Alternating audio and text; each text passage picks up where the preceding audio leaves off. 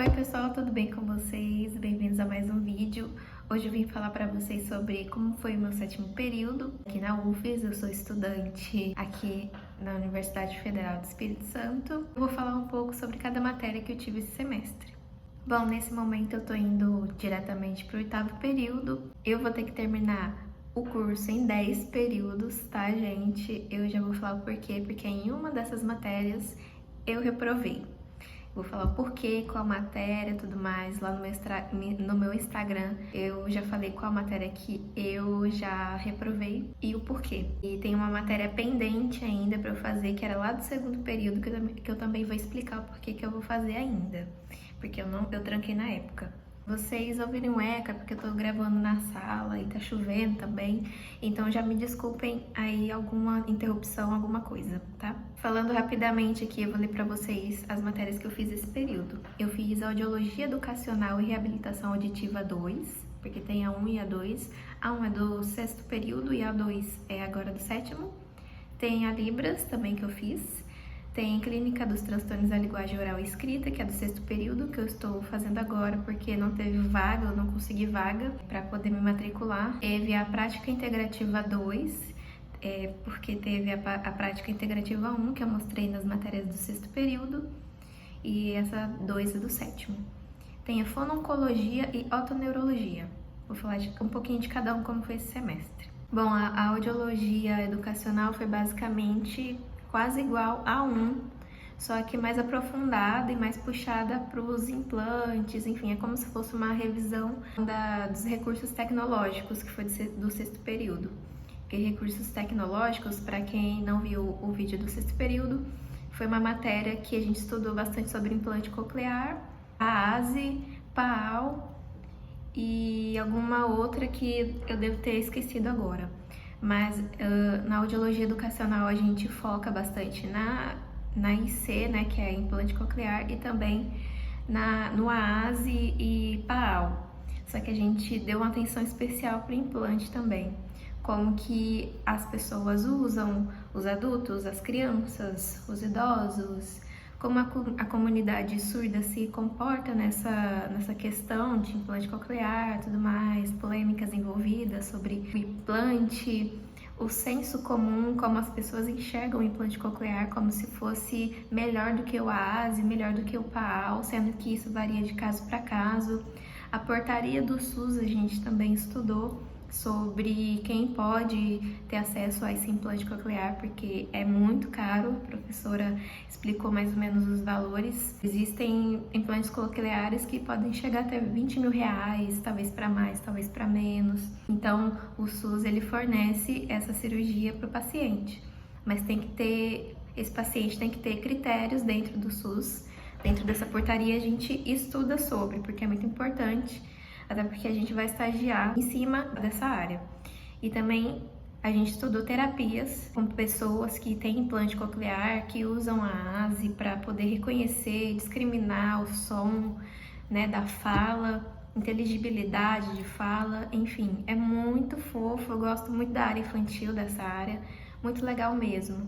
E eu achei muito mais legal do que a audiologia educacional 1. Achei muito bom. Bom, falando sobre a Libras um pouco, a Libras eu já tinha um pouquinho de domínio, só que eu não tinha o domínio sobre a área da saúde. Eu tinha um domínio sobre a Libras básica mesmo. Eu tinha feito Libras em 2019, antes de ser aprovada na UFES. Eu fui aprovada na UFES no 2º semestre de 2019.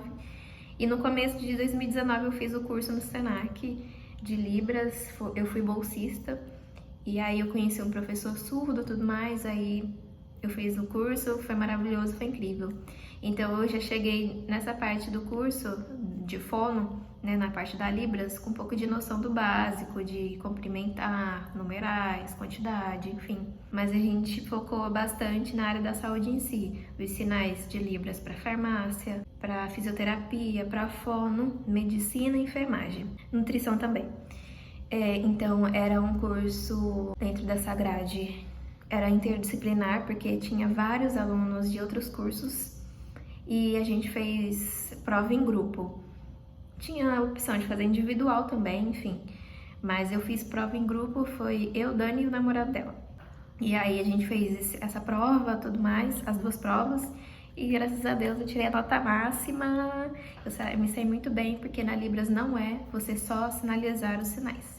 É expressão facial, tem que condizer com o corporal, com o contexto que você está inserido. Então foi muito legal aprender os sinais da enfermagem, da medicina, da fono. A audiometria, por exemplo, o sinal é esse. Eu gosto muito, gosto bastante, é muito bom.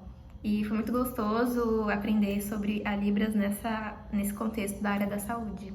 E eu acho que eu vou ajudar muitas pessoas, né? Vou sair transformada da Libras, porque é muito gratificante ver que muitas pessoas surdas, elas necessitam do profissional da saúde e ela não tem como comunicar. Sempre tem uma pessoa do lado. E você ser independente e se importar que a pessoa surda, ela precisa de alguém que tenha domínio pelo menos mínimo da língua dela, já é gratificante para a pessoa que tá nessa situação de vulnerabilidade que é a surdez, porque as pessoas hoje em dia, elas não querem saber de aprender Libras e que se vire o surdo e que ele saiba falar e a gente não saiba falar a língua deles, hoje em dia é desse jeito.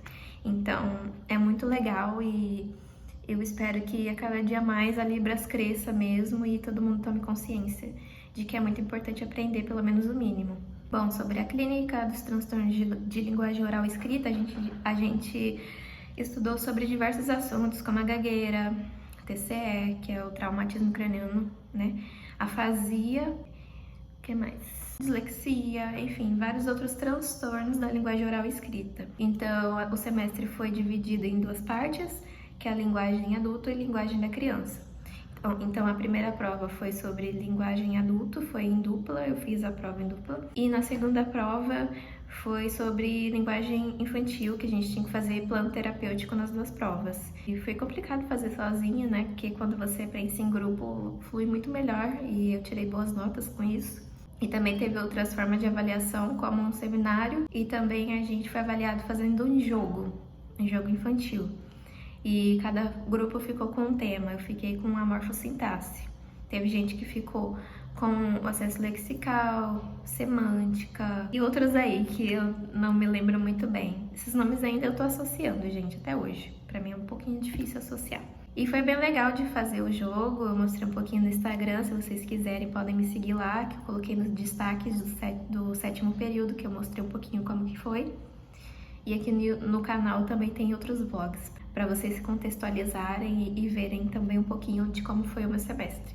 Prática Integrativa 2. Bom, essa matéria foi basicamente a gente acompanhar fonoaudiólogos de fora, né, de fora da faculdade, para acompanhar um caso, 2 no mínimo, né, numa clínica.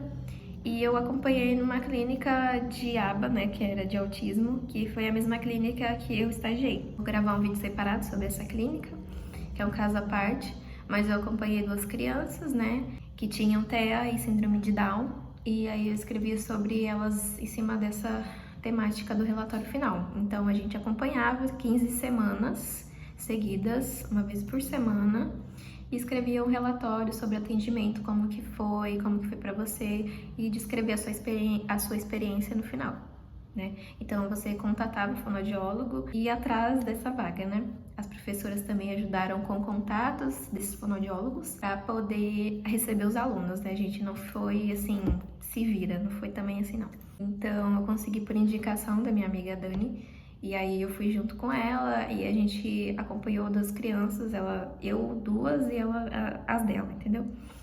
Então foi basicamente isso, acompanhar a paciente, escrever relatório de cada semana como se fosse um diário e escrever esse relatório e entregar. A gente não teve necessidade de apresentar. Agora, a fononcologia. Como vocês devem saber pelo nome, oncologia, né? Sim, tirando a fono, fica só oncologia. A gente estuda sobre o câncer, mais precisamente de câncer de cabeça e pescoço.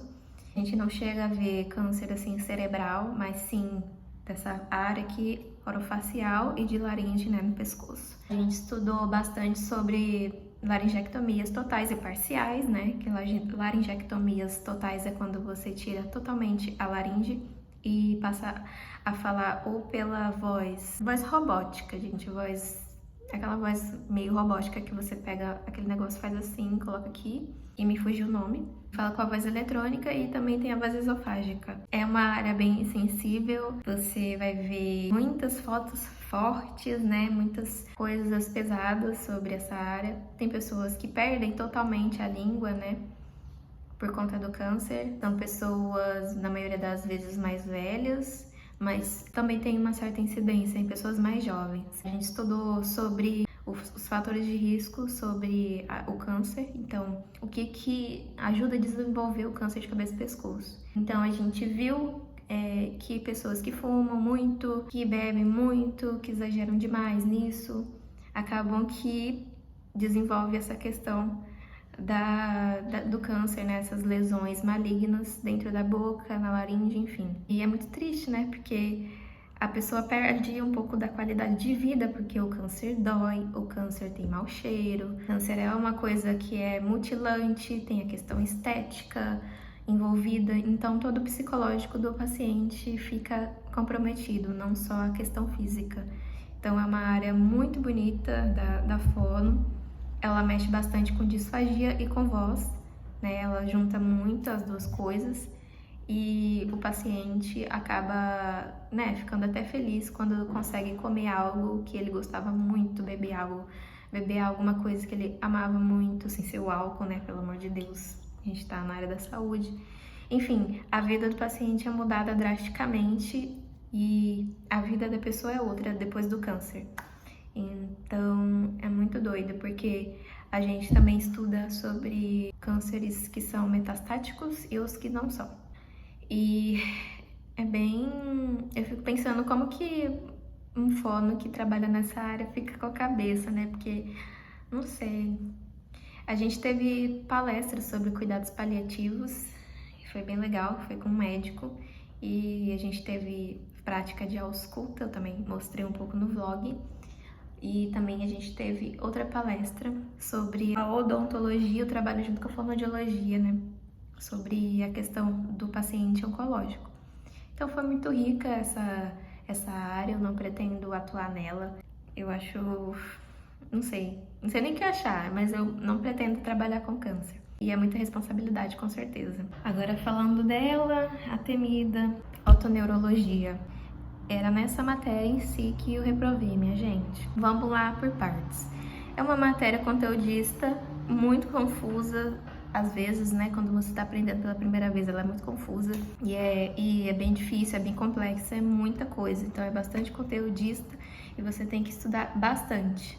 A gente estuda basicamente a fisiologia do equilíbrio, como reabilitar o paciente que está sofrendo com vertigem e tontura. Então a gente tem que saber bastante sobre fisiologia, muito bem estudado, porque a fisiologia do sistema vestibular também é outra coisa complexa, tá? Porque a gente volta nessa questão da audição e a gente estuda muito sobre os canais semicirculares e o sistema vestibular, né? A gente esquece um pouco da cóclea, esquece um pouco de orelha média, conduto auditivo, só lembra do conduto auditivo da orelha externa quando vai fazer a otoscopia antes de fazer prova calórica, né? Que é uma das várias provas de exame que tem na otoneurologia. Quem trabalha com otoneurologia também é o médico, só que ele é mais focado para as questões centrais e a gente da fono é mais focado para a questão vestibular mesmo.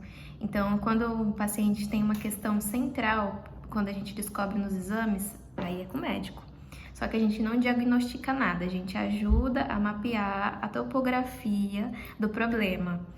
O que significa isso? Se o problema está no sistema nervoso central, e onde que está o problema no sistema vestibular. Se está nos canais semicirculares, se algum órgão otolítico está funcionando de maneira normal, enfim, o equilíbrio como um todo. Então, a gente tem que aprender a normalidade dessa questão da fisiologia vestibular e também a gente tem que aprender sobre as patologias. Então, ototoxicidade, labirintite metabólica, labirintite como um todo. A gente viu também, tô lembrando aqui de cabeça, tá, gente? porque é muita coisa mesmo. A gente também vê neurite vestibular, a gente vê enxaqueca vestibular e teve vários seminários, né? Enfim, sobre isso.